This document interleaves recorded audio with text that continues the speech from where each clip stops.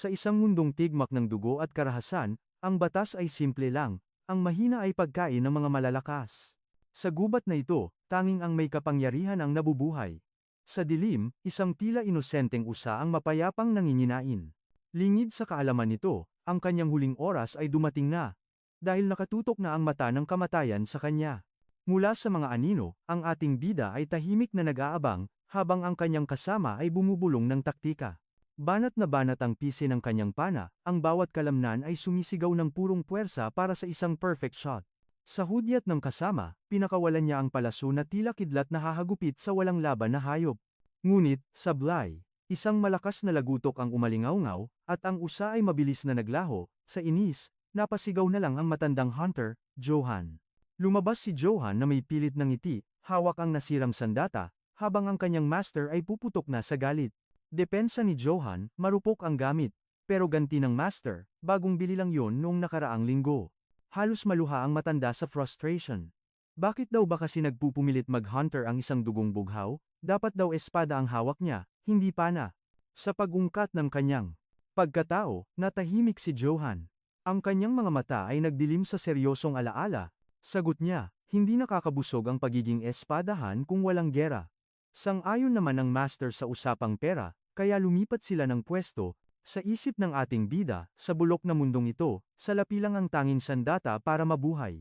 Siya si Johan, isang kaluluwang nagmula sa ibang dimension, na reincarnate matapos ang isang aksidente sa nakaraang buhay.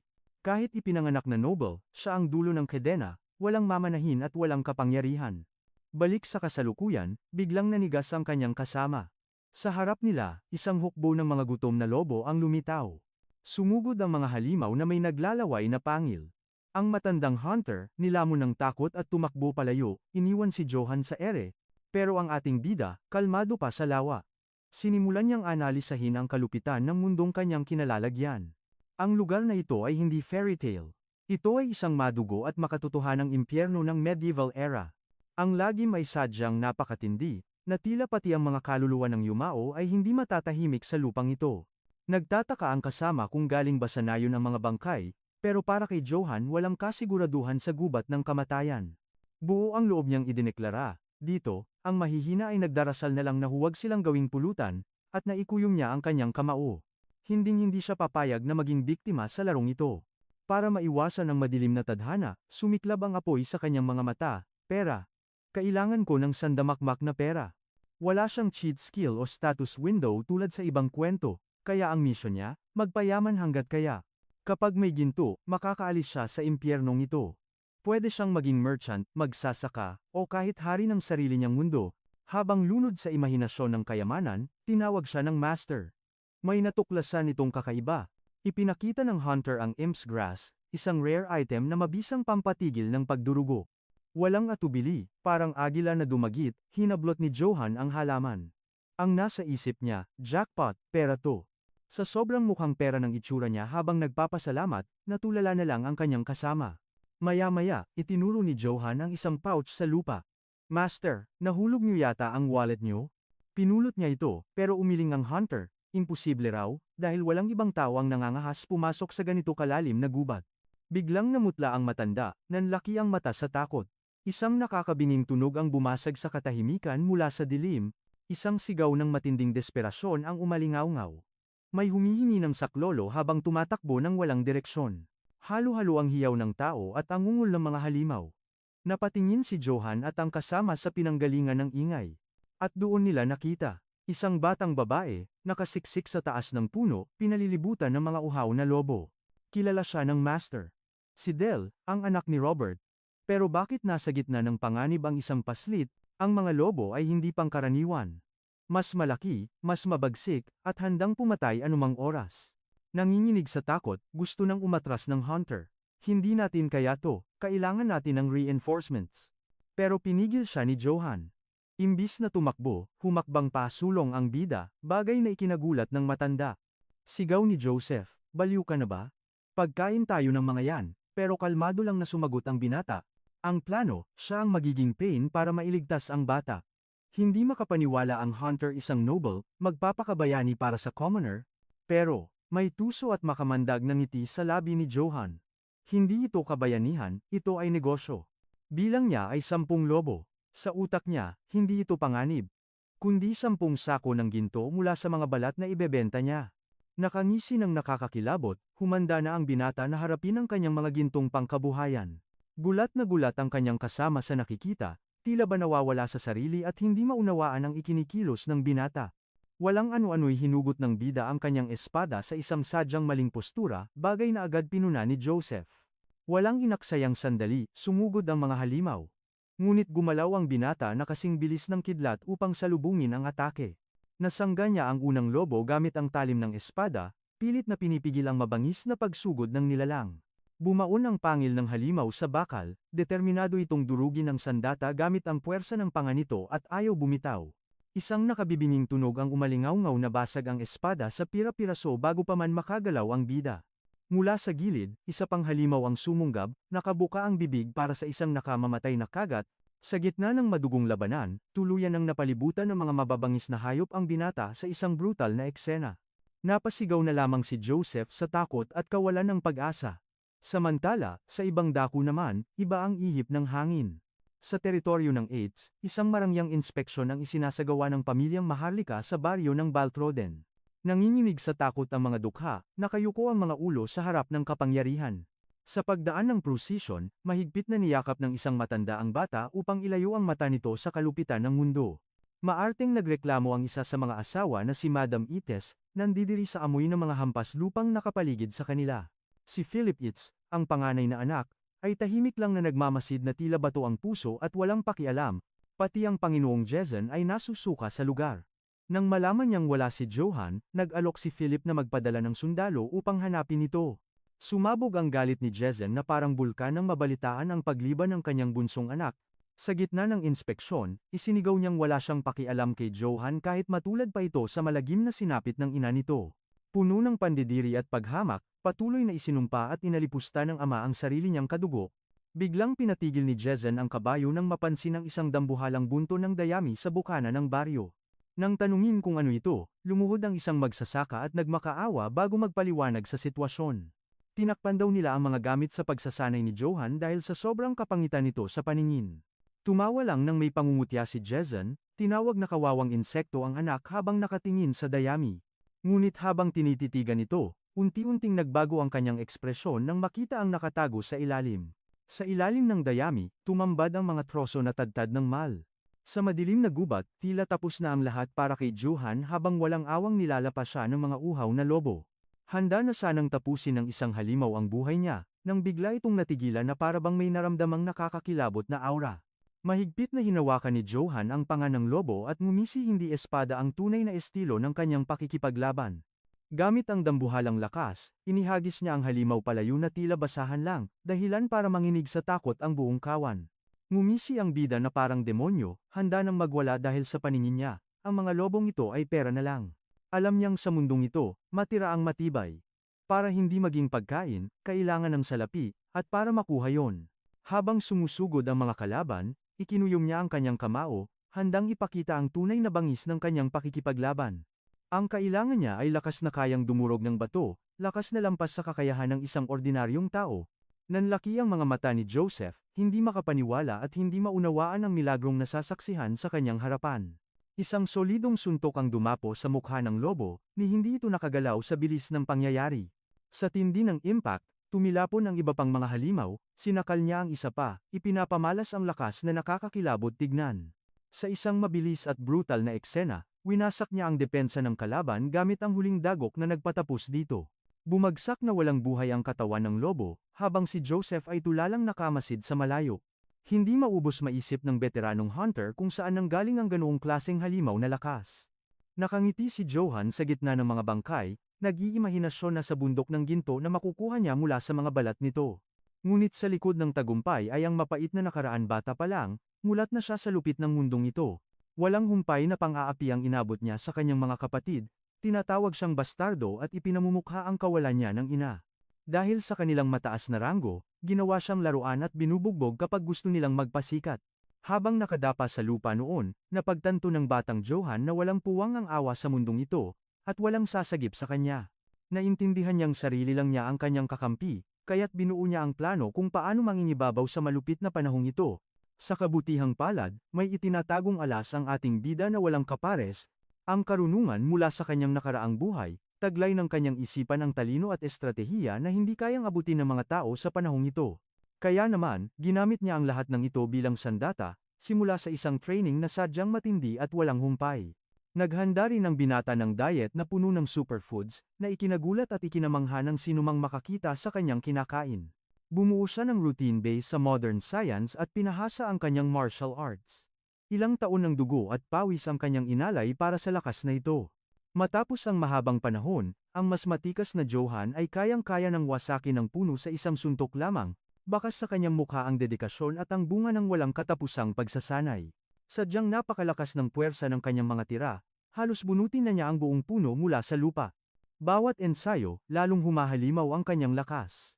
Sa gitna ng mga wasak na kahoy, napaisip siya ito ba'y isang biyaya o bagong hamon ng tadhana. Balik sa kasalukuyan, sa madilim na gubat, isang ungol ang umalingaw-ngaw matapos ang madugong labanan. Napabuntong hininga na lang ang bida habang tinititigan ang kamay, nagpapahinga matapos ang bakbakan laban sa mga halimaw. Tiningnan niya ang mga bangkay ng lobo sa lupa at napagtantong mukhang ito na ang huli sa kanilang kawan. Samantala, mahigpit na niyakap ni Joseph ang batang si Del, na umiiyak sa tuwa dahil ligtas na sila sa bingit ng kamatayan. Nakahinga ng maluwag si Joseph, ngunit bakas pa rin sa mukha ang matinding pagod at takot sa nangyari. Binalingan niya si Johan at sinermunan sa pagiging padalos-dalos nito, pero agad ding lumambot ang puso ng hunter at taos-pusong nagpasalamat sa pagliligtas sa bata. Pero ang ating bida, nasa sariling mundo na naman, iniisip kung aling balat ng lobo ang may pinakamahal na presyo sa merkado. Tinanong niya kung ano ang sinabi ni Joseph, sabay tingin kay Del para siguraduhin walang galos ang bata. Biglang nanlaki ang mga mata ng bata at nilamon ng matinding takot ang kanyang maamong mukha. Sa kanilang likuran, may aninong higante na may pulang mga mata ang nagpakawala ng nakakapanindig balahibong ungol. Hindi makatingin si Del habang ipinapakita ng nilalang ang matatalim ng ngipin at nag-aapoy na tingin sa dilim. Isang dambuhalang lobo ang tumambad sa harap ni Johan, walang duda, ito ang alpha ng kawan na kanyang pinaslang. Napasigaw sa takot si Joseph. Alam niyang halimaw ito na panghukbo ang lakas, kaya hinila niya ang bata at sumigaw na kailangan na nilang tumakbo. Ngunit sa halip na matakot, isang ngiti ang gumuhit sa labi ng ating bida at hinarap ang halimaw. Tinanong niya kung ito ba ang boss ng mga napatay niya, humingi siya ng paumanhin sa pagpatay sa mga alagad nito, sabay banggit na mahal ang benta ng balat ng mga ito. Tinitigan ng dambuhalang hayop ang binata nang may purong puot, ang mga mata nito'y nagliliyab sa galit. Alam ni Johan na siya ang target, pero sa halip na manginig, lalo pang tumapang ang kanyang ngiti. Ibinuka ng halimaw ang bunganga nito at nagpakawala ng isang dagundong na yumanig sa buong kagubatan. Hindi natinag ang bida. Sumugod siya at sumigaw, kahit ano ka pa, wala akong pakialam. Dumampot siya ng higanteng bato at sumigaw na mas mahal ang balat ng boss na to. Gamit ang superhuman strength, ibinalibag niya ang bato diretso sa ulo ng halimaw. Sa pulang halimaw, umungal ito sa sakit at galit dahil sa tindi ng pagkakabato. Pero si Johan, inis na inis. Nagasgasan daw ang balat ng hayop kaya siguradong bababa ang presyo nito. Lalo pang nagningas ang pulang mata ng nilalang, at umungol ito ng puno ng pagkamuhi sa binata. Muling bumuka ang bibig ng halimaw at nagpakawala ng hiyaw na tila wawasak sa buong gubat. Sa sobrang lakas ng tunog, napatakip ng tainga ang bida dahil sa sakit na tumagos hanggang buto. Samantala, niyakap ng mahigpit ni Joseph ang bata para protektahan ito sa nakabibinging ingay. Napatiimbagang si Johan at namilipit. Ang hiyaw ng halimaw ay tila umaatake diretso sa kanyang utak, nanlabo ang paningin niya at hindi maunawaan ang nangyayari. Bigla na lang, isang misteryosong pangitain ng dalawang mandirigmang nagkakasagupa ang pumasok sa kanyang isipan. Sobrang tindi at totoo ng eksena, napasigaw ang binata sa desperasyon, damang-dama ang sakit ng sinaunang alaalang yon. Bumagsak siya sa lupa, humihingal at tuliro, habang pilit na inaalam kung ano ang kakatapos lang mangyari. Nahihilo pa rin, lumingalinga siya para hanapin ang halimaw na kanina lang ay nasa harap niya. Laking gulat niya ang dambuhalang nilalang ay parang bulang naglaho sa dilim ng gubat. Nakita niya sina Joseph at Del na mahimbing na natutulog sa lupa. Lumapit ang bida at napagtantong ligtas na ang lahat. Hindi man niya alam ang dahilan, binuhat na niya si Joseph pauwi bago pa may dumating na ibang halimaw. Isinampa ng binata ang hunter sa kanyang balikat at nagsimulang maglakad sa madilim na kagubatan. Habang naglalakad, nanghihinayang siya na hindi nadala ang mga balat ng lobo, pero nangakong babalik na may dalang kariton, Lumalalim na ang gabi at tanging ang maputlang liwanag ng bilog na buwan ang gumagabay sa kanila sa madilim na kagubatan. Tanaw na niya ang mga ilaw mula sa nayon. Nagtataka siya kung ang buong baryo ba ay nagkakagulo sa paghahanap kay Del. Saglit siyang nangarap na pupurihin siya ng ama, at itatanghal bilang tagapagmana, pero agad niyang pinatay ang imahinasyon kahit maging guwardidya lang para hindi magutom, sapat na.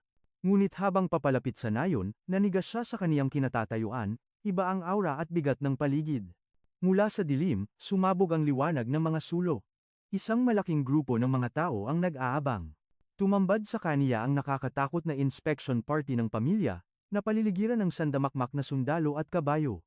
Parang binuhusan ng malamig na tubig ang bida. Napagtanto niya ang kumukulong problemang pinasok niya. Dumagundong ang boses ng kapatid niyang si Philip, galit na itinanong kung saang lupalop siya nagsusuot sa oras ng inspection, tila kidlat na tumama sa kaniyang alaala ang mahalagang event ngayong araw. Patay, lagot na siya. Mula sa kabayo, tumingin ang ama ng may nanlilisik na mata.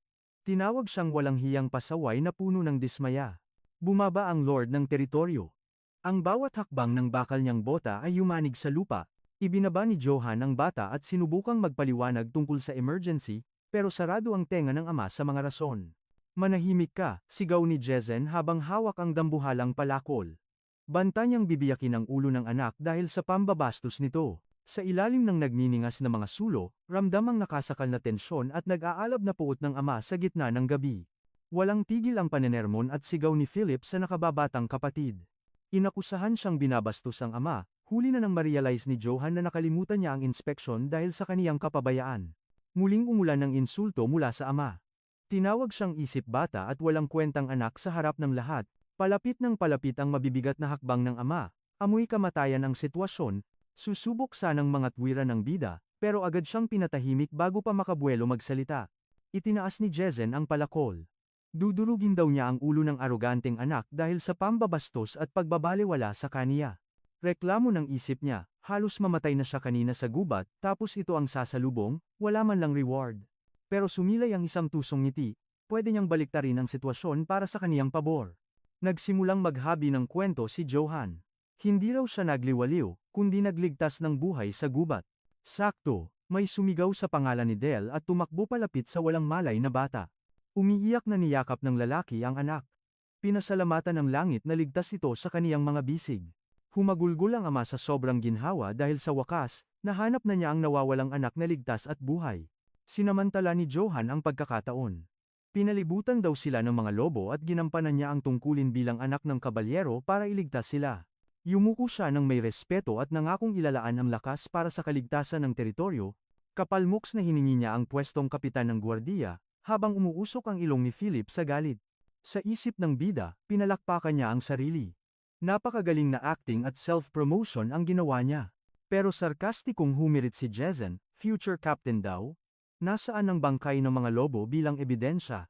Nagmura sa isip ang binata, hindi niya inasahang hahanapan siya ng konkretong ebidensya ng matanda.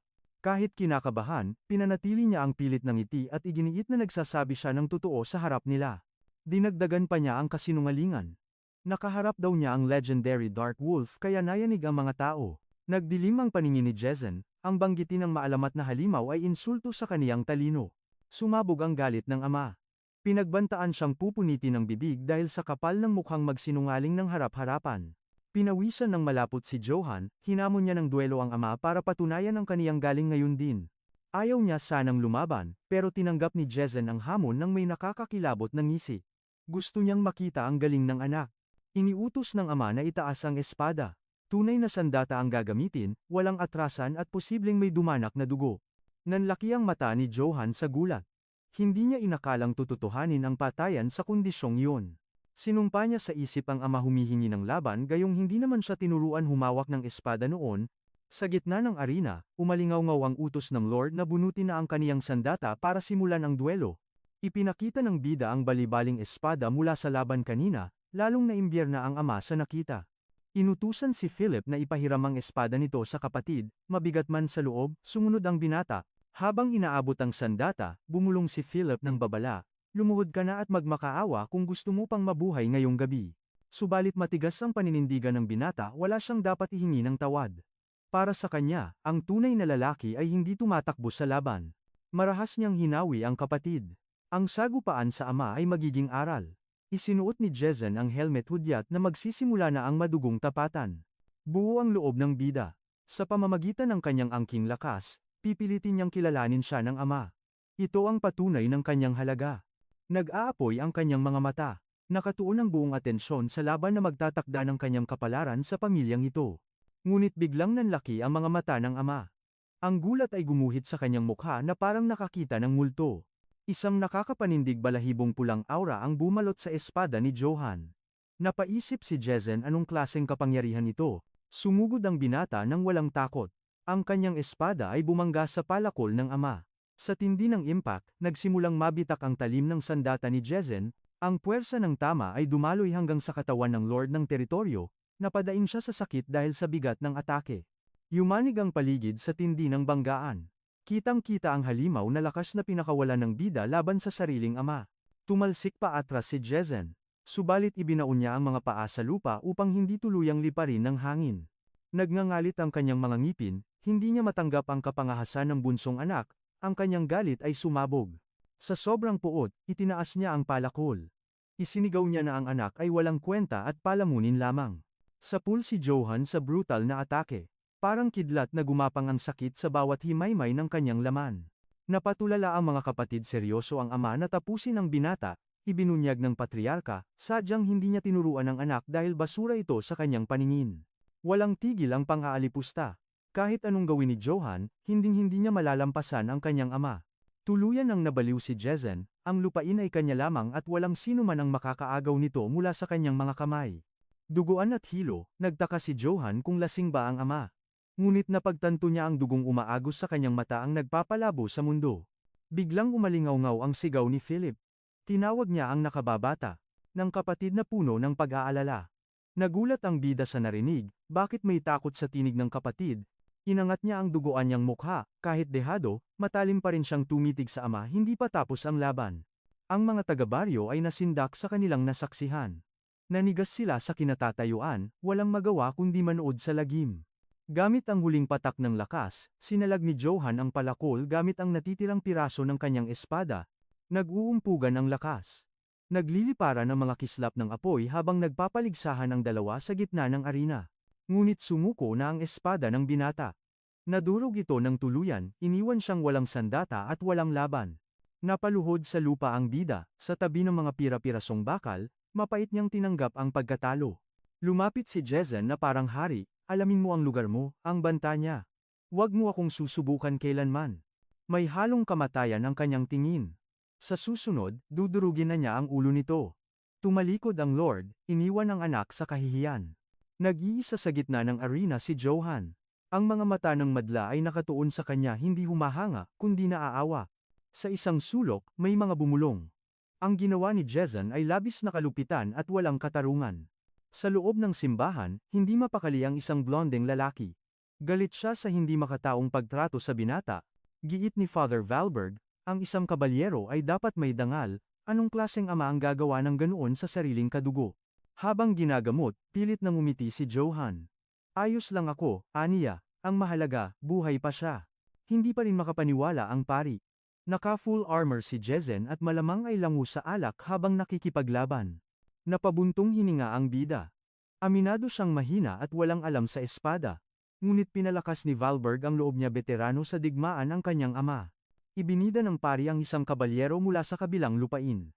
Nakayang tumalo ng 300 sundalo ng mag-isa. Nanlaki ang mata ni Johan, posible pala ang ganoong klaseng lakas? Napagtanto niya, teknik ang susi. Minaliit niya ang ama dahil lang sa kalasingan nito, isang malaking pagkakamali.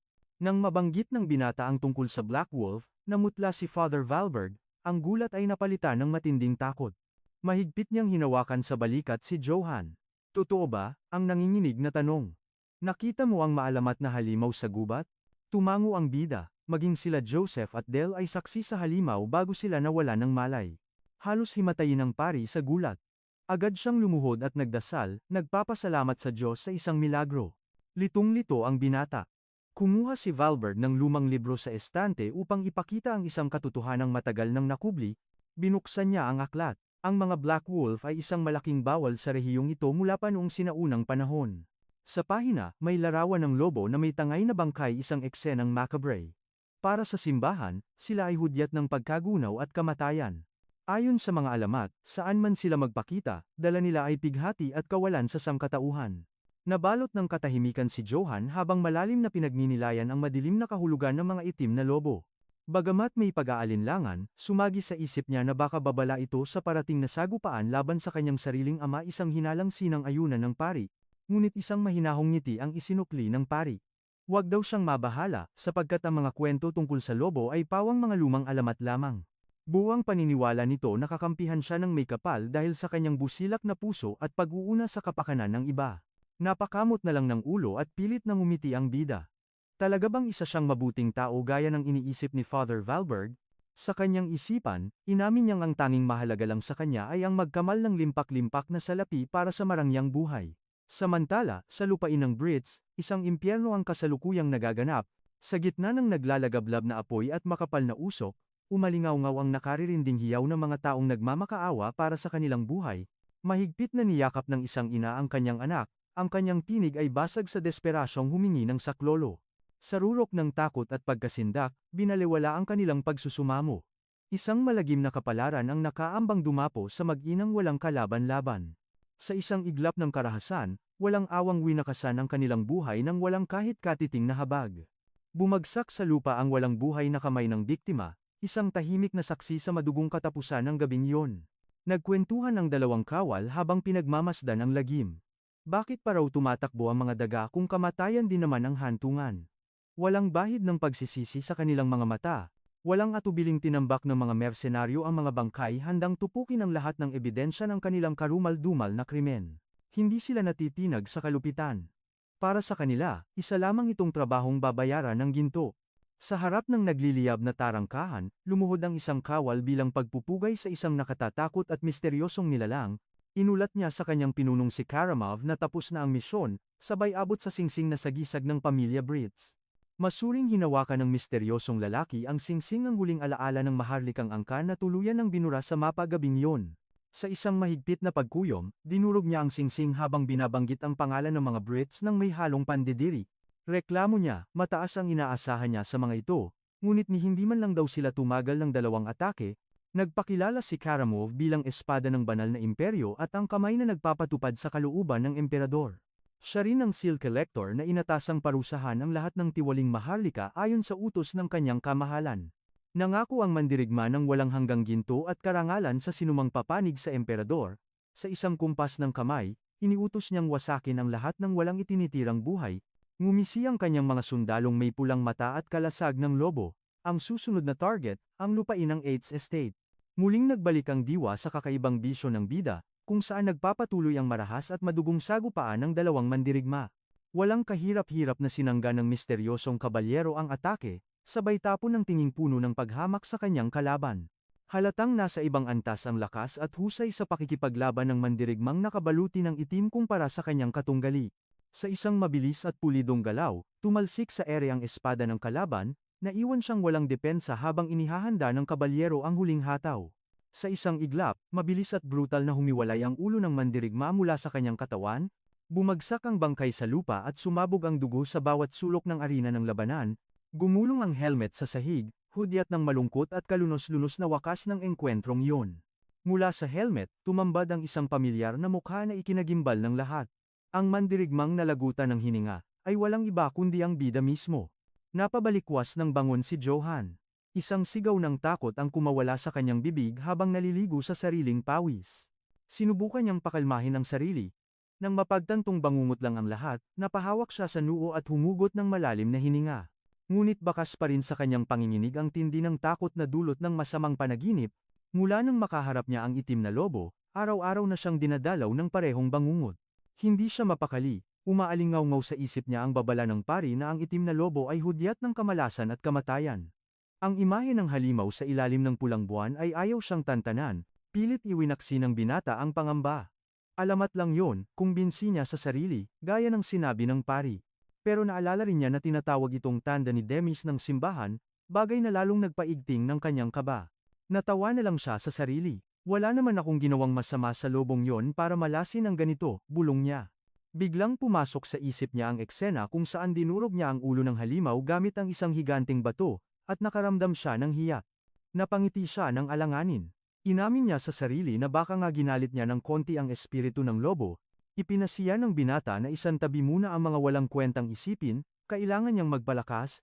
Sa tuktok ng burol habang papalubog ang araw, sinimulan niya ang kanyang pagsasanay ng may matinding dedikasyon. Biglang may boses na bumasag sa kanyang konsentrasyon, tinawag siyang walang kwentang bata sa gitna ng kanyang pagbubuhat, ang kanyang mga nakatatandang kapatid pala. Naroon sila para ipaalala ang utos ng ama, manatiling tahimik, magpakumbaba, at huwag umagaw ng atensyon. Walang tigil ang pang-aalipusta nila. Kesyo masyado raw mataas ang lipad ni Johan kahit nakakakain lang nito ng alikabok sa laban. Puro lang daw dada at angas. Dahil sa paningin nila, ang pagtaga ng kahoy ay gawain ng alipin, hindi ng tunay na mandirigma. Isang mumunting salamangka lang daw ang pagbasag ng troso. Pero sa likod ng mga pangungutya, nanatiling kalmado si Johan, isang ngiti lang ang sagot sa kawalan nila ng bilib. Dahan-dahang kinuyom ni Johan ang kanyang kamao, ang buong atensyon, nakapako sa puno sa kanyang harapan, oras na para ipamukha ang tunay na lakas. Boom! Sa isang malupit na suntok, sumabog ang katawan ng puno at nagkalat ang pira-pirasong kahoy sa ere. Halos lumuwa ang mata ng mga utol niya. Nalaglag ang panga nila sa nasaksihang kapangyarihan. Wasak, hati sa gitna ang matibay na puno, patunay ng kanyang impyernong training. Binalingan niya ang mga kapatid sabay ngisi ng nakakakilabot. Ano nga ulit yung sinabi niyo? Naghari ang takot sa kanilang mga buto. Kumaripas ng takbo ang dalawang duwag, handa na namang magsumbong sa kanilang ama. Napabuntong hininga na lang si Johan. Mga kaawa-awang nilalang bulong niya. Wala man lang silang plano sa buhay kundi ang umasa sa iba. Tama na ang aksaya ng oras sa mga walang kwenta, kailangan niyang magpalakas, kailangan niyang lagpasan ang kanyang limitasyon. Ngunit isang pamilyar na boses ang bumasag sa katahimikan, totoo ang sinabi nila tungkol kay ama, si Philip. Ang panganay, dala niya ang mabigat na balita, wala talagang balak ang ama nila na bigyan si Johan ng posisyon. Hindi man lang nagulat ang ating bida. Mabuti nga at hindi pa ako pinapabitay, mapait niyang biro habang nagpapagpag ng kamay. Hindi ka ba nanghihinayang? Tanong ng kuya niya. Pero desidido si Johan, gagawa siya ng sarili niyang kapalaran, may manaman o wala. Dito na ibinunyag ni Philip ang madilim na katotohanan. Takot ang ama nila. Takot ito sa natutulog na halimaw sa loob ni Johan. Natigil si Johan. Ang kanyang ngiti, napalitan ng seryosong tingin habang unti-unting pumapasok sa isip ang revelasyon. Ang lakas ni Johan ay banta sa trono. Ang gusto ng ama nila ay mga asong sunod-sunuran, hindi isang tigreng kayang lumaban. Gusto niya ng mga anak na yuyuko sa bawat utos. Pero si Johan, masyado siyang malaya, masyado siyang mapanganib. Naniniwala si Jezen na balang araw, aagawin ni Johan ang lahat. Tulad ng ginawa niya noon sa sarili niyang ama, karma ng nakaraan. Nagulat ang binata, pero tinawanan lang niya ito, kalokohan. Masyado lang siyang praning, sabi ni Johan na parang balewala lang. Senyas ni Philip, lumapit ang isang utusan, dala ang isang mahiwagang supot, ibinuyangyang ang laman nito sa harap ng nagtatakang bida, nanlaki ang mga mata ni Johan. Hindi siya makapaniwala sa tumambad sa kanya. Isang marangyang coat at baluti. Mga kagamitang pandigma na matagal nang nakatago sa kaba ng kastilyo. Hindi ako tanga para sayangin ang isang tulad mo, ani Philip. Iba siya sa kanilang ama. Kilala niya kung sino ang tunay na malakas. Tila nag-alab ang damdamin ni Johan. Mataman siyang nakinig sa bawat salita ng kanyang kapatid, may pag-asa pa pala. Pag ako na ang Lord, ikaw ang gagawin kong kapitan ng Eighth Guard. Sumagot naman si Johan, woy, hindi ako pasawaya. Depensa niya sa sarili. Sabay hagis ni Philip ng gamit sa kanya. Salo. At tumalikod na ito. Iniwan si Johan kasama ang regalong posibleng magpabago ng kanyang buhay. Palubog na ang araw habang papalayo ang mag-amo, napakagandang tanawin, ngunit biglang, may gumapang nakakaibang kilabot sa katawan ni Johan. Titig sa baluti, nanlamig siya. Ito yun, ito mismo ang suot niya sa kanyang bangungot. Kung isusuot niya ito, mauulit ba ang trahedya? Dadalhin ba siya nito sa parehong madugong katapusan na nakita niya sa panaginip? Pero may bumulong sa kanyang diwa, hindi. Kaya niyang baguhin ang nakasulat, siya ang hahawak ng sarili niyang tadhana. Bahala na, sinunod niya ang kanyang instinto. Isinuot ang baluti at kapa, ramdam niya ang pag-agos ng kapangyarihan, handa na siya sa anumang hamon. Tuluyan ang nilamon ng dilim ang paligid, ang gabi ay hudyat ng bagong pakikipagsapalaran. Samantala, sa isang maingay na tavern, mainit na pinag-uusapan ng mga lasenggo ang mga kaganapan sa bayan. Bida ng kwentuhan si Johan. Ang bayaning nagligtas kina Del at Joseph mula sa bangis ng mga lobo, tunay na idolo. Sang-ayon ang lahat, malayong malayo raw siya sa ama niyang lasenggo na at babaero pa, langit at lupa ang diferensya. Sa isang sulok, may nakikinig. Isang lalaking nakatalukbong, mahina itong humalakhak habang hawak ang kanyang alak. Galit na galit naman ang isang lalaki. Sa sobrang panggigil sa Lord nila, nabasag ang baso sa kanyang kamay. Sigaw ng tatay ni Del, sagot ko na ang inom. Itinaas ang baso para kay Johan, ang magiting na kabalyerong nagligtas sa kanyang anak. Biglang napansin ng isa ang misteryosong lalaki, sino ka ba? Ngayon lang kita nakita rito ah. Sumagot ang dayuhan na may halong pang-iinsulto, ang tatapang nyo naman atang manira ng Lord sa harap ng hindi nyo kilala. Natigilan ang dalawa, namutla. Na-realize nilang mali ang binangga nila, delikado ang tabas ng dila ng isang ito. Isang demonyong ngiti ang sumilay sa labi ng lalaki. Mukhang masarap pakinggan yan, ikwento nyo pa sa akin ang lahat. Nanginig sa takot ang mga taga-baryo. Ang aura ng misteryosong lalaki, amoy dugo at kamatayan. Desidido siyang hukayin ang buong katotohanan sa likod ng misteryosong pagkatao ni Johan Ait. Habang lumalalim ang gabi sa nayo ng Baltroden, tila may dalang panganib ang hangin, ngunit kampante pa ring naglalakad ang bida, sumisipol at nangangarap maging kapitan. Sa kanyang imahinasyon, ang pag-upo ni Philip bilang Lord ang magiging susi sa kanyang maningning na kinabukasan, ngunit bigla siyang napatigil. Nahagip ng kanyang mata ang kakaibang presensya sa gitna ng madilim na kalsada. Isang lasing ang nakahandusay sa lupa. Bilang isang marangal na opisyal, hindi niya ito pwedeng lagpasan kaya't nakangiti niya itong nilapitan para tulungan. Pero sa pagdampi ng kanyang kamay, nanlaki ang kanyang mga mata nang maramdaman ang lamig ng bakal sa kanyang leeg. Hindi ito lasing, isa itong sanay na berdugo na nag-aabang ng pagkakataong umatake gamit ang matalim na punyal. Nanigas ang buong katawan ng bida, hindi makapaniwala sa bilis ng pangyayari sa gitna ng payapang nayon. Tanging ang maliit na kubo sa di kalayuan ang nagsisilbing saksi sa nagbabadyang panganib sa gabing iyon. Gamit ang liksi, nagawa ni Johan na kumawala sa patalim at mabilis na umatras palayo sa misteryosong pumatay. Agad pumasok sa isip niya ang kanyang ama, pero imposible itong mangyari dahil kung gusto siyang patayin ito mismo ang gagawa. Si Philip ba o ang stepmother niya? Kahit sila ay malabong gumawa ng ganitong hakbang, kaya't lalo siyang naging desperadong malaman kung sino ang may pakana nito. Hinarap niya ang lalaking nakataip at sa seryosong tono ay nagtanong kung ano ba talaga ang kailangan nito. Inialok ng bida ang lahat ng kanyang kayamanan, wag lang siyang patayin sa oras na iyon. Ngunit malamig, na tumugon ang lalaki. Hindi pera ang habol niya dahil sobra-sobra na ang yaman na meron siya. Dito na nilamon ng takot si Johan. Kung hindi salapi ang motibo, ano ang dahilan ng pagtatangka sa buhay niya? Nagbanta ang assassin na mayroon siyang itatanong, at kapag hindi niya nagustuhan ang sagot, dadanak ang dugo.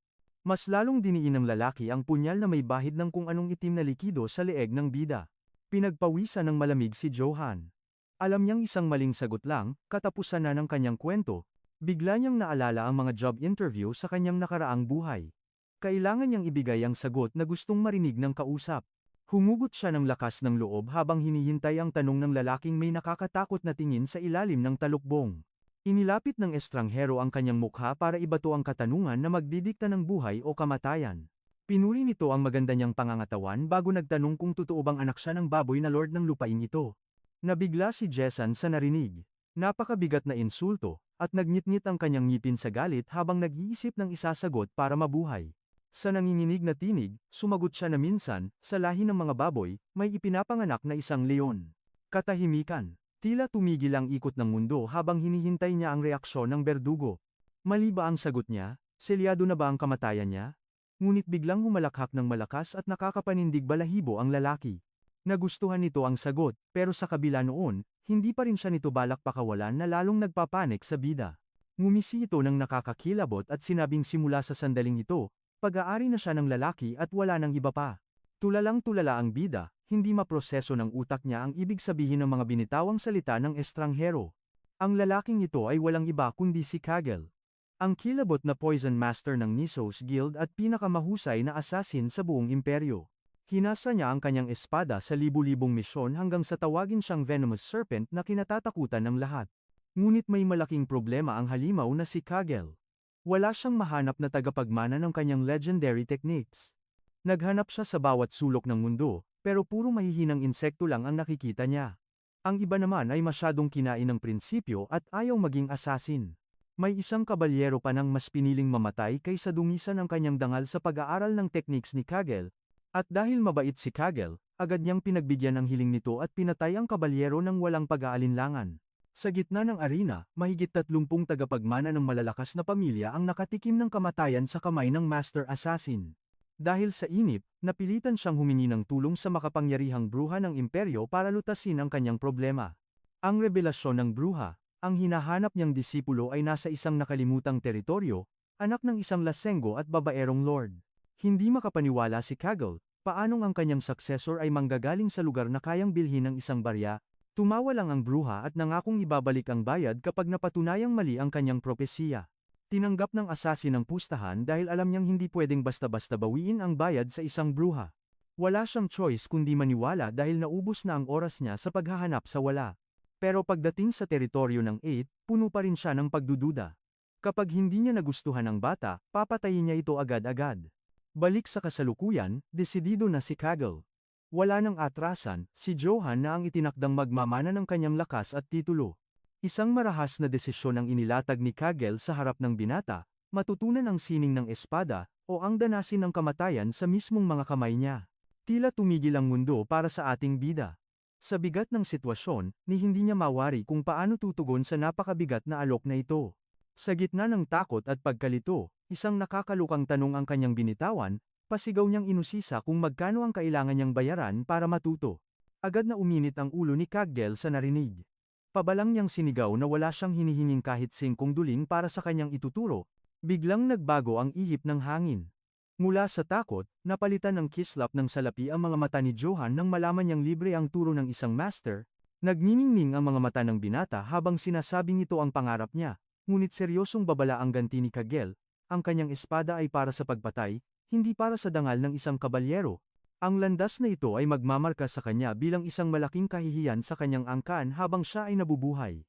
Ngunit isang malakas na sigaw ang isinagot ni Johan. Wala siyang pakialam sa dangal o puri, lumuhod siya at nagmakaawang turuan siya nito. Napailing na lang ang assassin at tinanggap ang hamon. Sa buong buhay niya, ngayon lang siya nakatagpo ng batang ganito katibay ang mukha. Ngunit bago magsimula ang lahat, tila may naalalang importanteng bagay ang ating bida at hinarap ang kanyang bagong master. Sa muling pagkislap ng pera sa kanyang paningin, walang hiyang tinanong niya kung may matatanggap ba siyang allowance kapag ginalingan niya ang training. Isang matalim na titig ang ibinato ni Kagel. Napagtanto niyang ang batang ito ay sadyang naiiba sa lahat ng nilalang na kanyang nakasalamuha. Samantala sa kastilyo ng pamilya, handa na ang lord ng teritoryo, tapos na ang inspeksyon at iiwan niya muna ang kanyang nasasakupan, ang asawa, at ang panganay na anak. Nagbigay-pugay si Philip at nangakong aalagaan ang kastilyo at pamumunuan ito ng maayos habang wala ang kanyang ama sa mahalagang lakad. Singit naman ng tuso niyang madrasta, kahit anong gawin ng stepson niya, ang kastilyo ay mapupunta sa kanya balang araw. Pero agad siyang sinapawan ni Philip. Mariin niyang sinabi na siya, at walang iba, ang susunod na uupo sa trono ng pamilya. Rindi na si Jezen sa bangayan ng dalawa. Walang ganang sinabi niya na gawin na lang nila kung ano ang gusto nilang gawin. Muling pinaalala ng panganay na hindi pa bumabalik si Johan, ano nga ba ang dapat nilang gawin sa nawawalang kapatid. Halos madurog ang ngipin ng Lord sa galit marinig lang ang pangalan ng bunsong sumuway sa kanyang utos. Kahit nanginginig sa takot, nanatiling kalmado si Philip habang naghihintay. Ang hatol ni Jezen, wag nang pag-aksayahan ng panahon ang basurang yun dahil wala siyang halaga. Yumuko si Philip bilang pagsang-ayon at humingi ng paumanhin, ipinapakita ang kanyang lubos na pagsunod at katapatan sa ama. Ngunit sa likod ng kanyang isipan, naglalaro ang tanong kung nasaan na nga ba si Johan at anong kalokohan ang pinapasok nito. Balik sa madilim na kagubatan, idineklara ni Kagel na kailangan muna niyang kilatisin ang kakayahan ng binata bago simulan ang pagsasanay. Humiram ng espada ang bida dahil madalas daw niyang masira ang gamit niya. Sa isip ng assassin, masyadong padalos-dalos ang bata, at baka mas mabuting tapusin na lang niya ito dito. Habang hawak ang patalim, tinanong niya ang kanyang bagong disipulo kung handa na ba itong harapin ang pagsubok ng kakayahan. Isang sabik na ngiti ang isinagot ni Johan, handang-handa nang ipakita ang kanyang buong puwersa sa master. Humarap ang dalawa sa isa't isa, pero isang kakatwa at lampang porma ang ipinakita ng binata na ikinakunot ng noo ng assassin. Napabuntong hininga na lang si Kagel. Nakakahiya ang pormang ito para sa anak ng isang kabalyero kaya nagpasya siyang tapusin na ang buhay nito ngayon din. Nagtanong ang bata kung pwede ba kahit anong estilo. Mehong mayabang na ngumisi si Kagel, kamao, bato, o patalim, walang pinagkaiba sa kanya. At sa isang iglap, binali ng bida ang hiniram na espada gamit lamang ang kanyang hubad na mga kamay, natigilan ang master sa gulat. Dumagundong ang tunog ng nababasag na bakal sa gubat habang tumilapon ang mga pira-piraso nito sa hangin. Nanlaki ang mga mata ni Kagel. Hindi siya makapaniwala sa nakikita, mali ang kanyang hinala, dahil totoo ang propesiya ng mangkukulam. Kuminang ang liwanag ng buwan sa mga bubog ng espadang lumilipad sa ere, tila isang mabagal na eksena sa pelikula. Habang nakatitig sa disipulo, napagtanto ng assassin na hindi ito normal, isang halimaw sa lakas ang nasa harap niya. Tama nga ang sinabi ng mangkukulam. Ngising aso si Johan, handang umatake gamit ang kanyang kamao at ang kanyang tila hayop na lakas. Sa ilalim ng bilog na buwan, tila bumagal ang oras habang bumabagsak ang mga piraso ng bakal sa paligid nilang dalawa. Kinilabutan ng assassin sa hangin pa lang na dala ng suntok ng bata, alam niya, kapag tinamaan siya nito, durog ang kanyang mga buto at laman. Dito naunawaan ni Kagel, hindi tao ang kanyang kalaban, kundi isang mabangis na leon na nakawala sa hawla. Nag-aapoy ang mga mata sa galit, sumugod si Johan dala ang isang suntok na wawasak sa lahat ng haharang. Ngunit kumilos ng napakabilis ang Master Assassin. Gamit ang kanyang serpent technique, gumalaw siya na parang tubig, hindi mahulaan, iniiwasan ang bawat atake. Nabigla ang binata, hindi niya makita kung saan papunta ang Master, tila ba naglaho ito sa kanyang paningin. Biglang sumulpot ang assassin at pinalo siya gamit ang patag na parte ng espada, isang pulido at asintadong tira. Bumagsak sa lupa si Johan dahil sa lakas ng impact at napasigaw sa matinding sakit na dumaloy sa katawan. Ramdam niya ang bigat ng kamay ng master, pero pilit siyang tumayo. Mula sa malayo, pinapanood siya ni Kagel gamit ang kanyang seryoso at malamig na mga mata. Komento ng master, patag na bakal pa lang ang tumama sa kanya. Laking gulat niya na hindi man lang nawala ng malay ang bata sa lakas ng hampas na yon. Manghang-mangha ang master sa tibay ng loob ng binata. Sambit niya, kung isinilang lang sana ito 1,000 taon na ang nakalilipas, tiyak na isa na siyang alamat na bayani na tinitingala ng lahat. Ngunit kasabay ng papuri ay ang banta ng isang nakamamatay na kahinaan, seryosong nagbabala ang assassin kung hindi niya ito aayusin, tiyak na kamatayan ang sasalubong sa kanya sa hinaharap. Nanlaki ang mga mata ni Johan sa gulat. Ano ba ang ibig sabihin ng kanyang guro? Anong panganib ang nag-aabang sa kanya? Walang pasubaling ipinaliwanag ni Kagel, ang hindi makontrol na lakas ay lason. Balang araw, ang sarili niyang kapangyarihan mismo, ang wawasak sa kanya. Umalma ang binata at hindi makapaniwala sa narinig. Paanong mangyayari iyon? Hindi naman siya baliw para atakihin ang sarili gamit ang sariling lakas. Bilang sagot, inilabas ng master ang isang set ng matatalim na punyal, handa na ang susunod na pagsubok para sa kanyang disipulo. Hinugot niya ang kanyang espada at hinamon ang bata. Sugurin mo ako, ibuga mo ang lahat ng lakas at kapangyarihan mo. Isang mapaglarong hamon ang binitawan niya, kung mabasag ng binata ang kanyang espada, sa kanya na ang ginto. Agad na naghugis pera ang mga mata ni Johan at kuminang sa kasakiman. Walang pag-aalinlangan, tinanggap niya ang hamon. Mabilis pa sa 4:00 siyang sumugod habang isinisigaw ang pangako ng ginto. Dahil walang sandata, binunot ng binata ang isang buong puno at ginawa itong panghambalos. Nagtagpo ang dalawang puwersa sa isang marahas na banggaan. Naglipa na ang mga alipato at yumanig ang paligid sa tindi ng impact, ramdam ni Johan ang matinding recoil na yumanig sa kanyang buto. Nagngangalit ang kanyang mga bagang sa pagpupumilit na tapatan ang lakas ng master. Isang patak ng dugo ang dumaloy mula sa kanyang mata. Unti-unting bumibigay ang kanyang katawan, bigla niyang naalala ang laban sa kanyang ama ganitong-ganito ang pakiramdam noon. Bumagsak ang hatol ni Kagel, natalo ang bata hindi dahil sa kalaban, kundi dahil sa sarili niyang umaapaw na lakas na walang preno. Muli siyang nagbabala, kung mananatili siyang ganito, isang kalunos-lunos na katapusan ang naghihintay sa kanya. Hindi ito maiiwasan. Walang bab. Nag-apoy ang determinasyon sa mga mata ni Johan nang mapagtanto niya ang katotohanan, upang mabuhay sa malupit na mundong ito, hindi sapat ang lakas lamang, kailangan niya ng ganap na kontrol. Masusing pinagmasdan siya ni Kagel, nangangako ng walang hanggang kapangyarihan kapag naamo na ang kanyang lakas. Bigla, sa bilis na hindi masundan ng mata, hinampas niya ang armor ni Johan gamit lamang ang kanyang kaluban. Bago pa man makakurap ang binata, tumama na ang hagupit. Ang mapurol na kaluban ay humiwa sa matigas na armor na parang papel lamang. Nanigas sa gulat si Johan habang nakatunganga. Paano ito naging posible? Nahati ng kanyang guro ang bakal nang hindi man lang binubunot ang espada.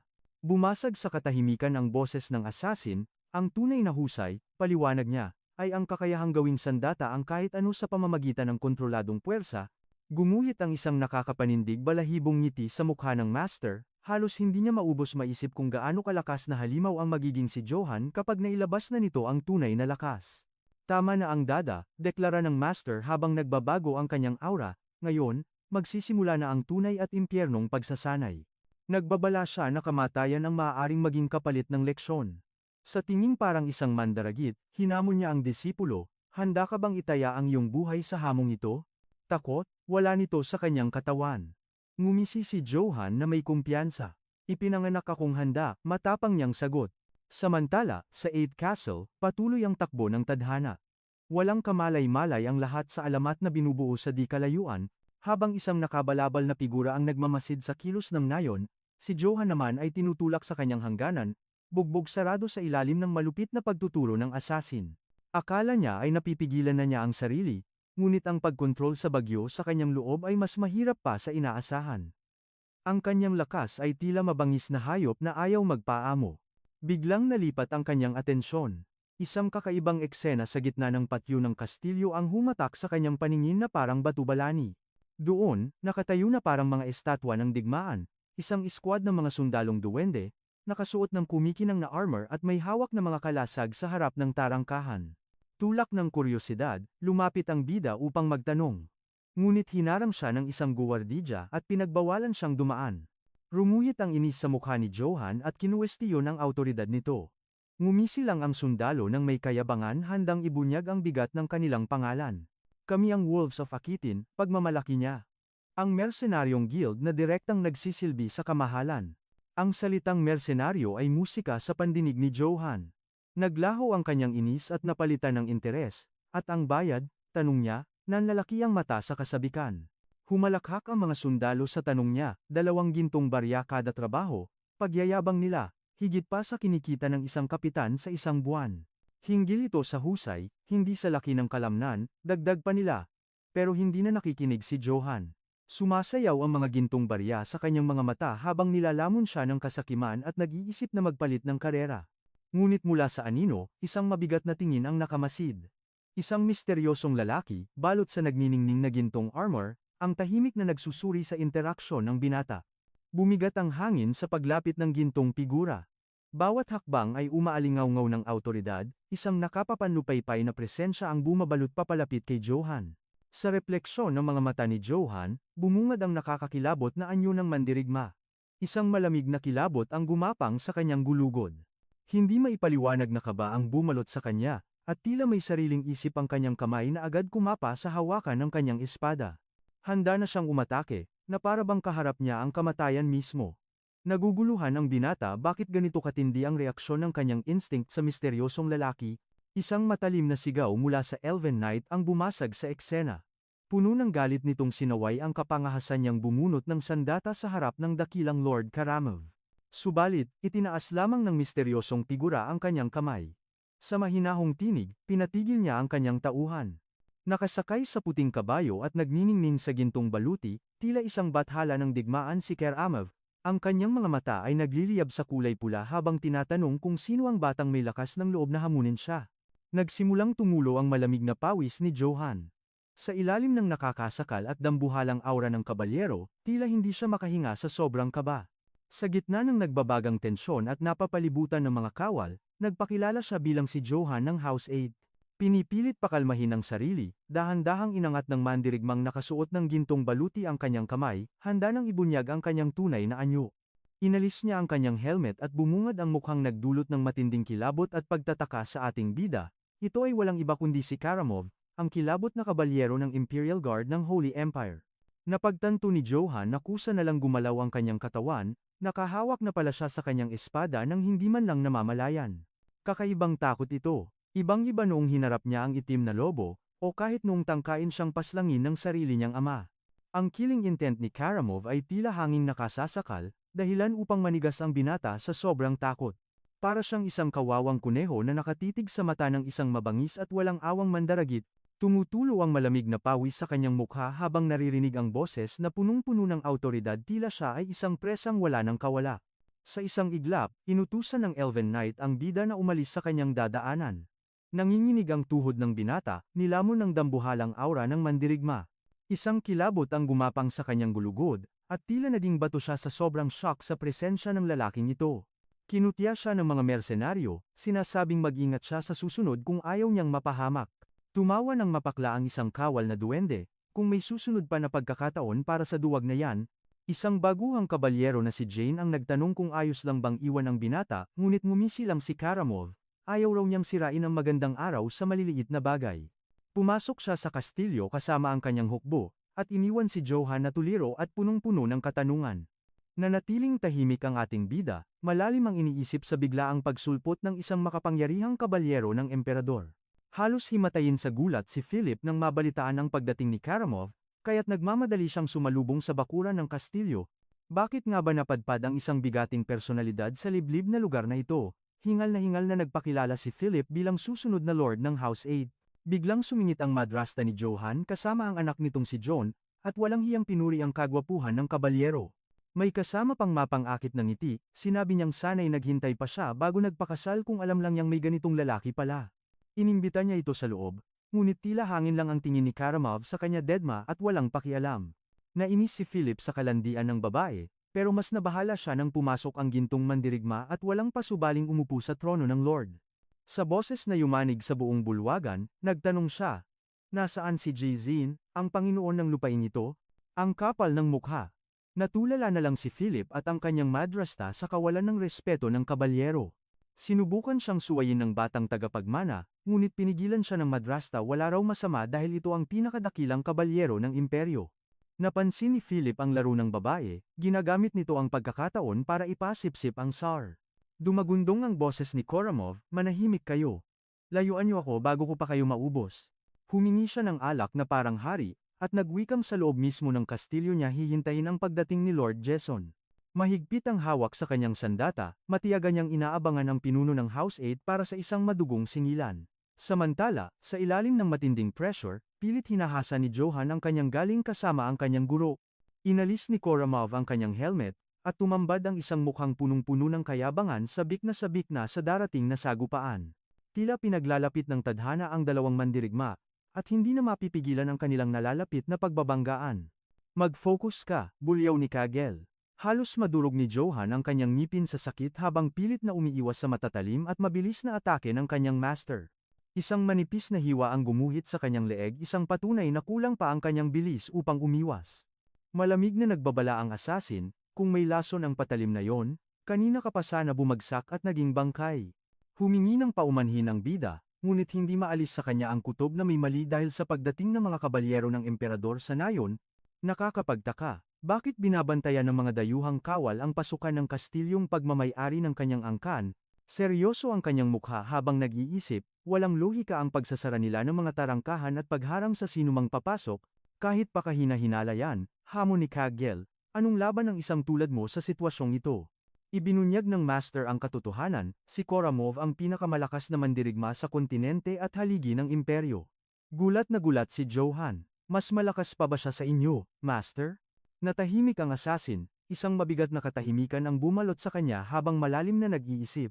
Sa wakas, inamin niya ang mapait na katotohanan, "Kung makaharap ko si Karamov, tatakbo ako ng walang lingon-lingon. Malalaman lang ang panalo kapag tapos na ang laban aray." Isang malutong na batok ang natanggap niya. "Lumugar ka nga," sigaw ni Kagel. "Sarili mo ngang lakas, hindi mo makontrol. Isa ka lang paslit na wala pang alam sa tunay na espada. Wala kang kapag-apag-asa laban sa halimaw na yon." Pero sa halip na matakot, nag-apoy ang determinasyon sa mata ng binata. "Kung gayon, magsasanay ako hanggang sa kaya ko nang harapin ang kahit ano." Napabuntong hininga na lang ang master sa katigasan ng ulo ng kanyang disipulo, "Sige na nga, bumalik ka na sa pwesto." Muling sumiklab ang matinding pagsasanay, at ang tunog ng nagbabangga ang bakal ay umalingaw-ngaw sa buong kagubatan. Walang humpay na pinaulanan ni Kagel ng atake ang binata. Sigaw niya, "Bawal sumuko, bawal huminto sa pagsasanay." Ibinuhos ng binata ang lahat ng kanyang lakas para lang makasabay sa bilis ng guro, pero walang awa ang master, bawat hampas ay pagsubok sa hangganan ng kanyang katawan. Sa ilalim ng matalim na tingin ng guro, umalingaw-ngaw ang utos tuloy ang laban, walang pahinga. Nagtataka ang bida, bakit hindi tumatalab ang kanyang lakas? Buong puwersa na ang gamit niya, pero ni Daplis ay wala siyang magawa. Reklamo niya, kahit kaluban ng espada ay hindi niya mahiwa. Unti-unti nang nilalamon ng inis ang kanyang puso dahil sa kakulangan ng abilidad. Dito na itinuro ng assassin ang tunay na sekreto ang daloy ng puwersa, kailangan itong ipunin sa dulo ng espada para sa isang perpektong hiwa. Pangaral niya, huwag magwasiwas na parang baliw. Ang lakas ay dapat dumaloy mula sa katawan at ilipat papunta sa talim. Habang lumilipas ang oras, unti-unting nakuha ni Johan ang ritmo. Napansin ni Kagel ang pagbabago ang tunog ng espada ng bata, tumatalim na. Mas tumindi ang pagsasanay, palitan ng mga hampas sa madilim na gubat, isang sayaw ng kamatayan sa ilalim ng buwan. Naramdaman ng bida ang pag-click ng kanyang instinct. Handa na siya para sa isang mapagpasyang atake. Gamit ang tamang timpla ng lakas, isinentro niya ang lahat ng enerhiya sa dulo ng kanyang sandata. Biglang nagliwanag ang kanyang mga mata ng asul na aura. Ipapalasap na niya sa master ang kanyang bagong kapangyarihan. Nanlaki ang mata ni Kagel. Naamoy niya ang panganib kapag hindi siya dumepensa, siguradong tatamaan siya ng malala. Sumugod sila sa isa't isa, nagbanggaan ng bakal at instinct. Sa isang kisap mata, matagumpay na nahiwa ni Johan ang dulo ng kaluban ng master. Abot tenga ang ngiti ng binata. Sumigaw siya sa tuwa, sa wakas ay nagawa rin niya ang imposible. Sabi niya, nakuha na niya ang timpla. Hindi naman pala ganoon kahirap kapag naintindihan na ang teknik. Tahimik lang si Kagel, inoobserbahan siya. Sa isip niya, baka tsamba lang ang ginawa ng bata, pero hindi pa tapos ang gabi. Hinamon ulit siya ng master para sa panibagong pagsubok, hawak ang espada, nagbanta ang master sa pagkakataong ito, wala nang pipigil, todo na ang laban. Ginamit ng bida ang serpent technique ng master. Bumalot ang asul na aura sa kanya. Gulat na gulat si Kagel at napilitang umatras para umiwas. Sa huling sandali, nagdiwang si Johan. Tumalon siya sa tuwa dahil naisahan na naman niya ang kanyang guro. Natulala ang assassin, anong klaseng nilalang ang batang ito? Paano siya natuto ng ganun kabilis? Kontrol lang ng lakas ang itinuro niya, pero heto't ginagamit na ng bata ang sekretong teknik na serpent's tongue. Isang beses lang niya itong nakita noong nagkita sila, pero perpekto na niyang nakopya ang galaw.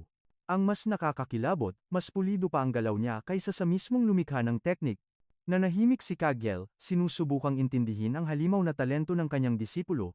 Alam niya, kung walang milagro, hindi na niya matatalo ang batang ito. Ang pinuno ng pinakamalakas na guild ng imperyo, napabulong na lang. Ang estudyante niya ay isang tunay na halimaw. Samantala, tuwang-tuwa naman ang bida. Sigurado na ang kanyang kinabukasan dahil sa natutunang teknik. Biglang nag-anunsyo si Kagel tapos na ang turo. Pagpatak ng bukang liwayway, aalis na siya sa gubat. Nagulat ang binata. Agad-agad, kung kailan kakakuha pa lang niya ng tamang timpla sa pag-espada. Napilitang umamin ang master. Sa loob ng wala pang isang linggo, nalampasan na siya ng kanyang disipulo. Kampante na siya na hindi mawawala ang kanyang sining. Malaya na ang bata na gawin ang gusto niya. Nagpaalam ang assassin. Pinuri niya ang pagsisikap ng binata para maabot ang ganoong antas ng lakas. Tanong ng bida, seryoso ba siya? Tumango ang master, sadyang hindi siya nananatili sa iisang lugar ng matagal. Sa harap ng siga, inamin ni Kagel na nasa dugo niya ang pagiging lag-alag. Dito na nagtanong ang bata tungkol sa masamang pangitain ang itim na lobo. Kinuwento niya ang engkwentro sa halimaw, at ang paulit-ulit na bangungot kung saan napupugutan siya ng ulo. Akala ng bida, ang pagdating ng master ang senyales ng kanyang kamatayan. Sagot ni Kagel, ang malas ay walang mukha. Kung pinatay siya nito noon, iyon sana ang hudyat ng tadhana. Bago tuluyang maghiwalay, may huling payo ang assassin sa kanyang nag-iisang estudyante. Kailangan niya ng sandatang babagay sa kanyang lakas, tulad ng isang espadang gawa sa maalamat na Danish steel. Isang bakal na nababalot ng mahika, matatagpuan lang sa mga sinaunang guho, dahil limot na ang paggawa nito, bihira at ginto ang halaga ng mga sandatang ganito. Tanong ng bata, mahal ba? Tumawa ang master kahit mag-ipon siya habang buhay, kulang pa rin. Naguluhan si Johan, pero biro ng master, gusto lang niyang ipamukha kung gaano pa kahirap ang sitwasyon ng bata. Seryosong babala ni Kagel, kapag may nakita siyang may hawak na Danish steel, tumakbo na siya agad, kahit nasa malayo pa. Tumango ang binata at isinapuso ang payo. Hinding-hindi niya mamaliitin ang sinumang may hawak ng ganoong kapangyarihan. Tumayo ang assassin, handa nang lumisan at iwanan ang binatilyo sa gitna ng mapanganib na gubat. Isang huling payo ang binitiwan niya sa bata, huwag na huwag makikipagbuno sa mga kalaban na hindi kayang talunin. Ngunit kung ang laban ay sadyang di maiiwasan, ang utos ng master, gamitin ang lahat ng paraan madumiman o malinis upang manalo ng walang pag-aalinlangan. Tumatak sa isipan ng binata ang bawat salita. Nagpaalam si Master Cagdel na may iisang hiling, na ang kanyang nag-iisang disipulo ay hindi mapapaslang. Ang gintong aral ng assassin, tumakbo kung may panganib, at kitilin ang buhay ng kalaban kung wala ng ibang takas. Mahigpit na pinagdikit ni Johan ang kanyang mga palad, nangangakong isa sa puso ang aral at mananatiling buhay, anuman ang mangyari. Samantala, sa kastilyo ng 8, bumabalot ang nakakasakal na tensyon at misteryo sa paligid ng kabalyero. Habang nakaupo sa trono, isang babae ang lumapit at nagtanong kung swak ba sa panlasa ni Karam ang alak. Basura, reklamo ng overnight sabay hila ng kopa sa pader hanggang sa mabasag ito. Ang tanging alak na karapat-dapat sa kanya ay nasa silid ni Lord Jizan. Sinubukan siyang akitin ng madrasta ni Johan sa isang mas komportableng kwarto, ngunit parang hangin lang ito sa kanya. Gamit ang mapang-akit ng ngiti, ipinilit niyang mas masarap ang pahinga sa kwarto ng Lord at hinding-hindi ito magsisisi. Ipinapahiwatig niyang pwede silang magkaroon ng espesyal na oras magkasama, pero ni katiting na interes ay wala ang kabalyero. Sa boses na kasing lamig ng yelo at talas ng patalim, inutusan niya ang babae, mawala ka sa paningin ko. Namutla sa gulat ang madrasta sa rejection at nagdahilang wala na silang masyadong oras. Ibinalita ni Karamov na gabi na darating si Lord Jizan. Nagmingning ang pula niyang mga mata sabay nising demonyo pagod na siyang maghintay, oras na para magsaya. Ibinunyag ng overnight ang tunay na pakay, handa na ang entablado para sa kanyang libangan, ang walang habas na pagkatay. Nayanig si Philip sa mga palahaw mula sa labas, nanginginig sa takot sa kung anong lagim ang nangyayari sa kastilyo. Balik sa gubat, nanindig ang balahibo ni Johan. Isang masamang kutob ang biglang dumagan sa kanyang dibdib. Nanlaki ang kanyang mga mata sa nakitang itim na usok at apoy sa abot tanaw. Nilalamon na ng impyernong apoy ang buong nayon. Sa kabilang dako, pauwi na ang ama ng ating bida, si Lord Jason, nagtataka kung anong kaguluhan ang nagaganap. My Lord, napakatindi ng apoy, sigaw ng kanyang tauhan, nagmumungkahing kailangan nilang magmadali. Walang pag-aalinlangan, pinahagibis niya ang kabayo sa sukdulang bilis hanggang sa marating ang tarangkahan ng kastilyo. Ngunit sa halip na paggalang, pangungutya ang sumalubong sa kanya mula sa mga elven guards, ang bagal mo naman, Pig Lord. Sinigawan siyang bilisan dahil hindi walang hanggan ang pasensya ni Lord Karamov. Pagkabukas ng tarangkahan, gumuho ang mundo ni Jason. Ang buong courtyard, ay naging sementeryo ng mga nagkalat na bangkay. Nakaukit pa sa mga mukha ng biktima ang desperasyon at sindak mga buhay na kinitil ng walang kalaban-laban. Halos hindi makabigkas ng salita ang Lord, nanginginig na nagtatanong kung anong kahibangan nito. Biglang dumagundong ang lupa sa bigat ng gintong sandatahan. Si Knight Karamov, malamig na nagsabing, sa wakas, nagpakita ka rin. Huli ka na. Tumagaktak ang malamig na pawis kay Jason, habang ang kanyang kamay ay mahigpit na kumapit sa hawakan ng kanyang palakol. Sumabog ang kanyang galit, anong ginagawa mo rito, Karamov? Sigaw niya na parang kulog. Inakusahan siya ng kabalyero ng pagtataksil sa emperador. Dahil dito, idineklara ang hatol, ang pamilya Jason ay buburahin sa kasaysayan. Kahibangan, sigaw ni Jason. Alam niyang isa itong maruming purge para lamang idiin siya sa kasalanang hindi niya ginawa. Hinamon niya ang kabalyero, sino ka sa akala mo para gawin ito sa aking teritoryo? Walang emosyon si Karamov. Patunugin ang trumpeta, utos niya, kunin ang family seal at ubusin ang lahat ng nabubuhay sa lupain. Sa isang kumpas, sumugod ang hukbo ng mga elves na parang alon ng kamatayan upang burahin ang teritoryo sa mapa. Kasunod nito, ang buong nayon ay nilamon ng dambuhalang apoy, isang eksena ng purong pagkawasak. Sa gitna ng lagim, isang sundalo ang lumapit sa nakaluhod na si Father Valberg. Hinahanap nito ang anak sa labas ng Lord habang nagbabantang papatayin ang pari. Akmang ibabagsak na ng sundalo ang talim upang tapusin ang buhay ng matanda. Isang anino ang humarang. Sa bilis ng kidlat, sinangga ni Johan ang atake gamit ang sarili niyang espada. Nanlaki ang mata ni Father Valberg, ang talim ay ilang pulgada na lang sa kanyang leeg. Pagtingala niya, ang ating bida ang nakita niya.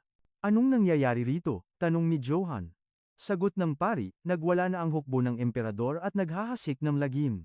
Idinagdag pa niya ang masakit na katotohanan, malamang ay sinapit na rin ni Lord Jason ang malagim na kapalaran. Parang binuhusan ng malamig na tubig ang ating bida, ang ama niya. Wala na. Samantala, patuloy na nilalamon ng apoy ang mga kabahayan. Susunugin nila ang lahat. Babala ni Valberg. Agad nagpasya si Johan, kailangan nating makarating sa kastilyo, ngayon din. Biglang napatigil si Johan nang makarinig ng pamilyar na tinig. Sa di kalayuan, nakita niya ang isang paslit, nakadapa sa lupa, umiiyak at tinatawag ang kanyang pangalan. Humakbang siya palapit, ang kanyang tinig ay puno ng pag-asa habang tinatanong kung siya ba si Del ang munting batang minsang inagaw niya mula sa tiyak na kamatayan sa mga lobo. Nakahinga ng maluwag si Johan na makitang buhay ito, ngunit agad na nagbago ang kanyang tono, mapanganib dito, sigaw niya, sabay utos na tumakas ito sa lalong madaling panahon.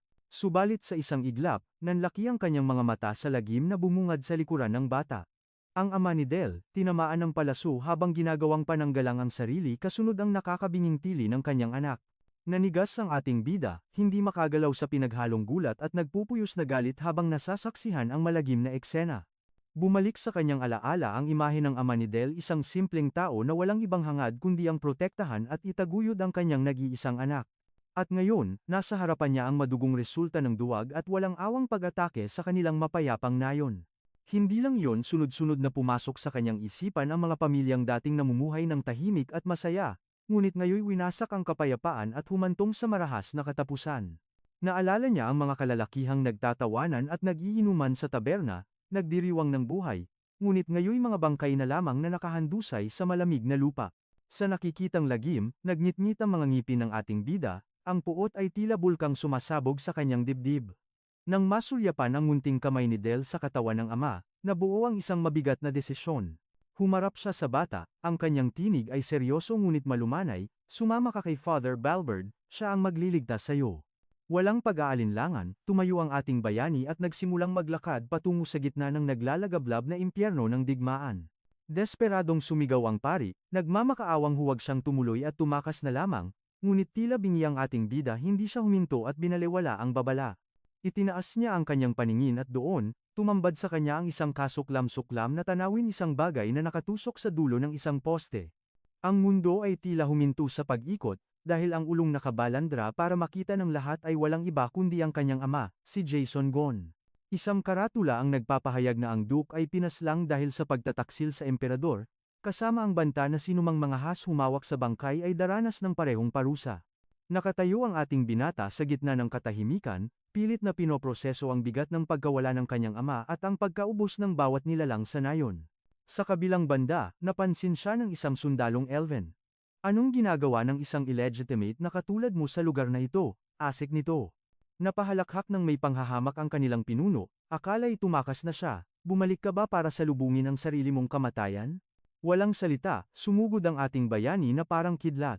Sa isang mabilis na hataw, inatake niya si Karamov, ngunit nasangga ito ng kabalyero gamit ang sariling espada.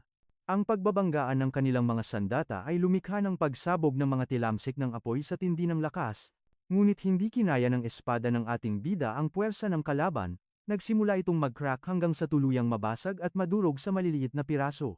Sinamantala ni Karamov ang pagkakataon. Isang malupit na bira ang pinakawalan niya, dahilan upang tumalsik ng malakas ang ating bida. Gumulong siya sa lupa ngunit parang walang anuman ay mabilis na bumangon, handang-handa muling sumabak sa bakbakan. Muli siyang sumugod, ang mga mata ay nag-aapoy sa determinasyon. Ngumisi ng nakakakilabot si Karamov, nakakaaliw ang laban na ito, aniya, dumampot ng panibagong espada ang ating bida mula sa isang bumagsak na sundalo at walang takot na bumalik sa opensiba. Pinakawalan niya ang serpent technique na itinuro ng kanyang guro. Sa bilis na hindi masundan ng mata, umatake siya gamit ang dalawang espada ng sabay. Subalit muli, madaling nasangga ni Karamov ang atake gamit ang kanyang maalamat na Danes Steel Sword. Tulad ng inaasahan, sumuko ang mga espada ng ating bida at nawasak. Agad gumanti ang kabalyero ng sunod-sunod at pulidong mga hiwa. Hindi lang yun, pinalibutan siya ng ilang espadang lumulutang sa ere, handang umatake mula sa lahat ng direksyon. Sa isang kumpas, pinagsama-sama ni Karamov ang mga espada at buong lakas na inihagis ang mga ito patungo sa ating bida. Tumama ang atake sa isang estatwang nasa likuran ng ating bida at sa isang iglap, naging pulbos ito dahil sa dambuhalang kapangyarihan ng kabalyero. Napakasaya nito, humahalakhak na wika ni Karamov. Ipinagmalaki niyang ang kanyang lakas ay higit pa sa hagupit ng kidlat. Sa tindi ng shockwave, maging ang isa sa mga Elven soldier ay tumalsik sa ere. Tuwang-tuwa si Karamov sa nangyayari. Sa isang demonyong ngisi, hinamon niya ang ating bayani, sige pa, aliwin mo pa ako ng lubusan. Puno ng pang-aalipusta siyang sumigaw, tinatawag ang ating bida na isang hamak na bastardo ng pamilya Is. Kahit disarmed na, bumangon pa rin ang ating bida, mahigpit na hawak ang natitirang hilt o hawakan ng kanyang nawasak na espada.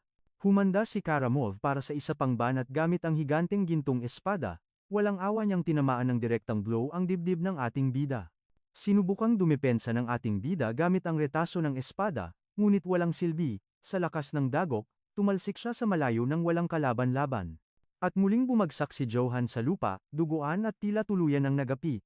Nagtitigan ang dalawa mula sa malayo habang pilit na kinukuha ng ating bayani ang kanyang lakas upang makabangon. Biglang natigilan ang kabalyero. Tumingin siya sa kanyang dibdib ang kanyang maalamat na Danish armor, may basag. Nanlaki ang kanyang mga mata sa hindi makapaniwalang pangyayari, isang hamak na tao, nagawang basagin ang Danish steel, imposible ito. Puno ng galit, sumigaw siya. Sino ka ba talagang demonyo ka na nangahas hamunin ako? Samantala, kalmado namang dumampot ang ating bida ng dalawang espada mula sa mga bangkay, hawak ang mga ito, muli siyang sumugod ng may panibagong bagsik. Halos hindi makapaniwala ang kabalyero sa umaapaw na aura at kapangyarihang nararamdaman niya mula sa binata.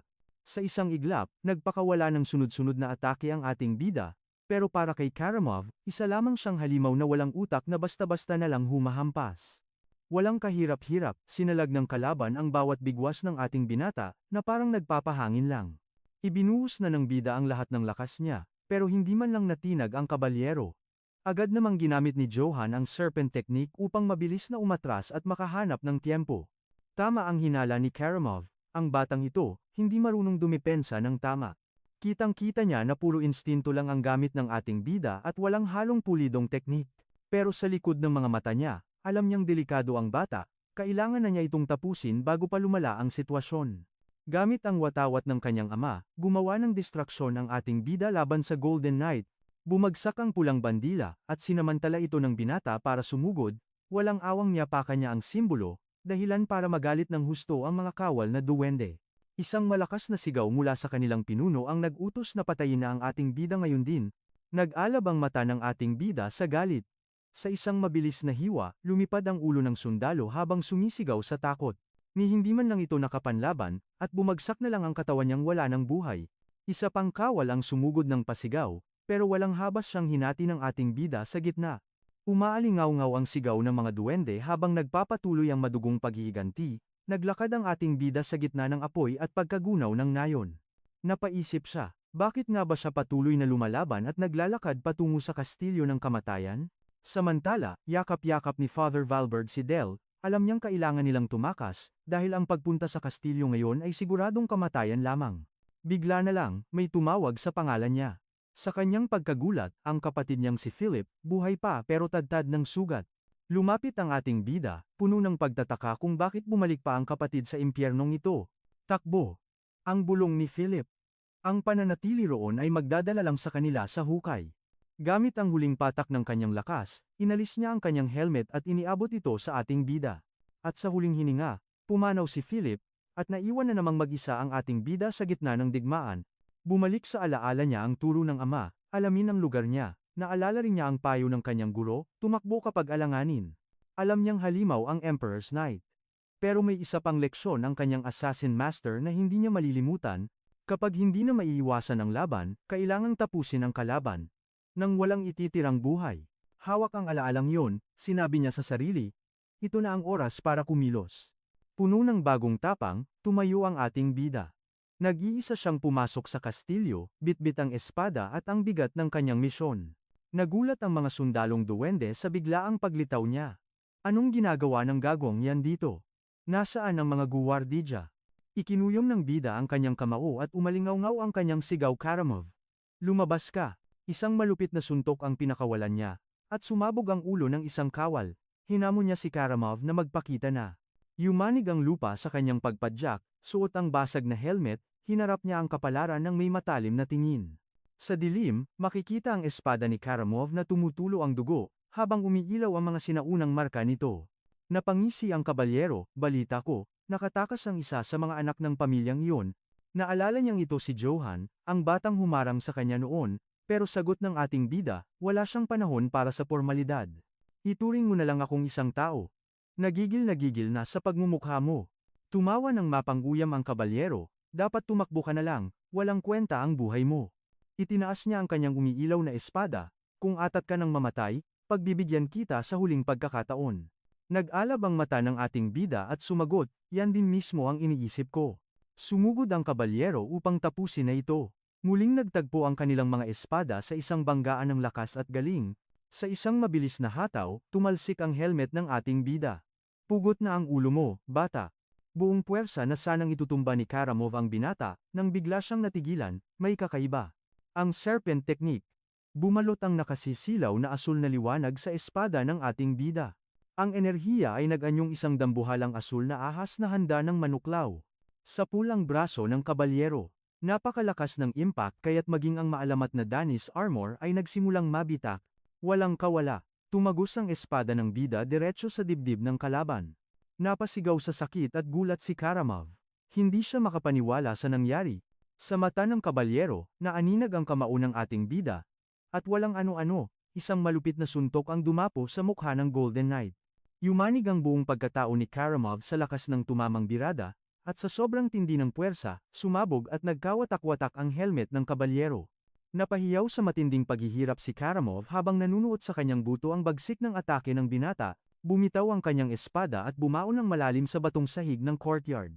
Nakaluhod at namimilipit sa sakit, nanlalaki ang kanyang mga mata habang nakatitig sa ating bida, pilit na iniintindi kung paano siya natalo. Doon niya napagtanto ang teknik ni Kel, ang batang ito ay matagal nang nagkukubli ng isang halimaw na kakayahan. Samantala, dahan-dahang lumapit ang ating bida, balot ng nakapanginilabot na aura at nag-aalab na determinasyon.